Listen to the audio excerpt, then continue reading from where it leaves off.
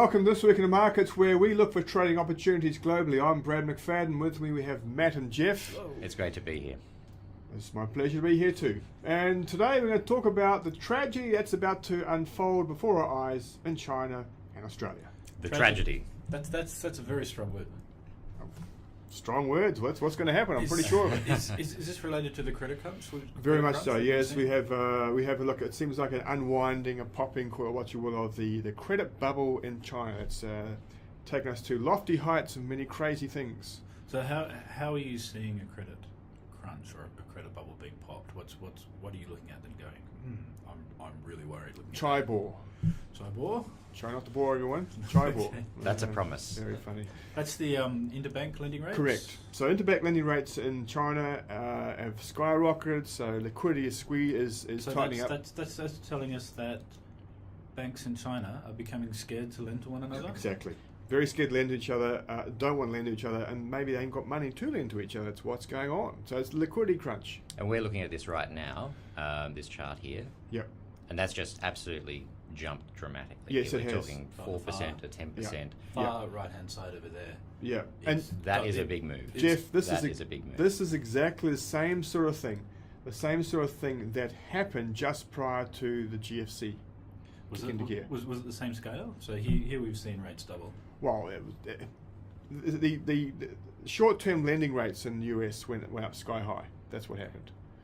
Probably maybe a similar magnitude, but look, if this goes even further, yeah. it's time to really Well, worry. you know, look, we don't know what exactly is going to unfold, but what we're seeing here in front of our eyes here is alarming. Alarming.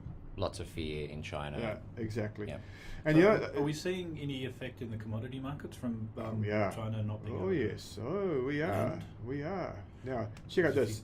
So this here, I'm going to bring up now. This is the CCI, okay, which is the old CRB index. It's a big basket of commodities that are equally weighted. 17 commodities equally weighted. So oil has as much impact as cocoa. And All right. wheat and rubber. Wheat and rubber and copper. All right. I think rubber's excluded anyway. So Jeff, being the technical analyst you are, which way is this head?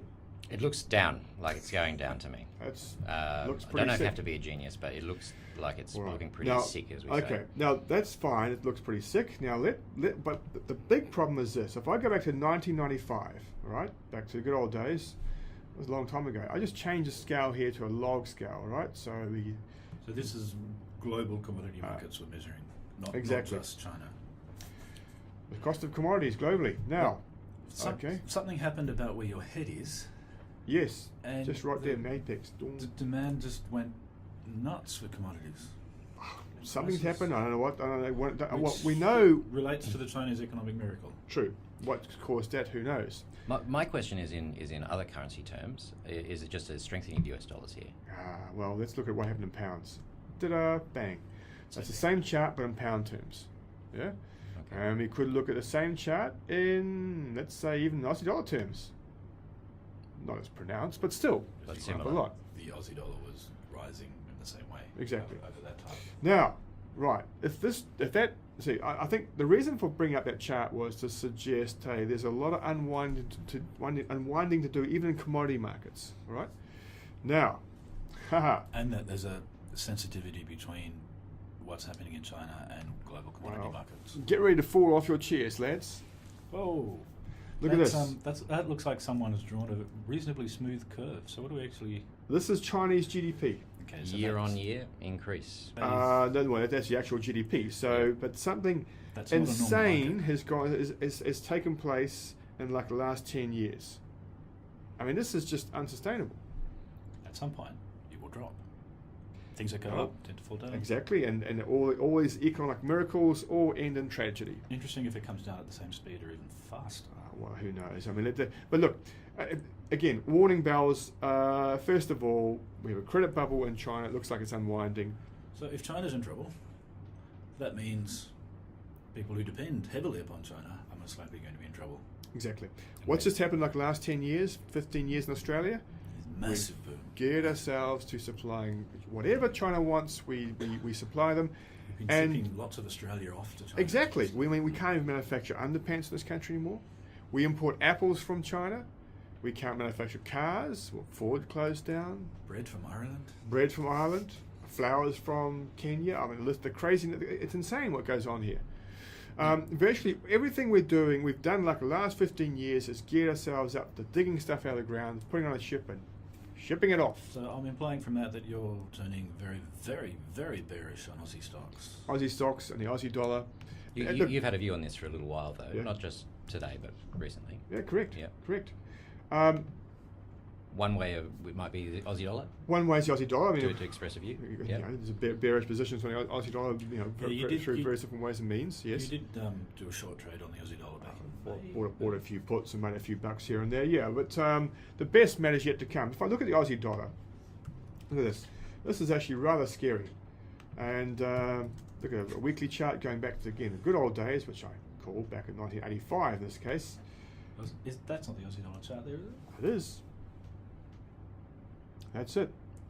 Look, don't be surprised to see this thing back at 70 cents So against the Aussie. that's a really US. long time frame now. Yeah, well, it's since the Aussie dollar was sort of more or less listed back in the mid-80s. Like, or floated, I should say. Now, So 70 cents you're is a big implying call. fair value is the median of that chart there. yeah. Well, 80, 70, let's say 75, meet you halfway. How's that? So it'll head downwards to that based on Exactly. the extraordinary demand. So from if China. you are long the Aussie dollar, if you're bullish on the Aussie dollar, you're bullish on China. You're bearish on the Aussie dollar, you're bearish on China. And talking about Aussie stocks, if you own Aussie stocks, you might as well be owning Chinese stocks. Yeah, because we're so dependent here in Australia on the fortunes of China. Well, so Do you see value elsewhere? oh yes, Yes. much better value elsewhere. There's no compelling reason at all to own anything Australian. That's a pretty big statement. Okay, no compelling reason is to own Australian stocks. Put it that way. When you see elsewhere, you think mega caps, you think US. Mega cap stocks, global mega cap stocks, multinational mega cap stocks, are things like, well, things come to mind like Exxon, Johnson Johnson, General Electric, Nestle, Toyota Motors. Even in Europe. Even Europe, yeah. Yeah. The mega caps. Bayer, BASF, list goes on. Right. Okay, so just in summary, Yes. that's your view is bearish China, Yes. bearish Australia. By bearish default. Anything Aussie. And you ain't seen nothing yet. Much more downside to come in commodity prices. The Aussie dollar's down. The Aussie dollar downside just getting into gear. China, well, be scared. Good luck. McFadden out. That's bye for me. And bye from me.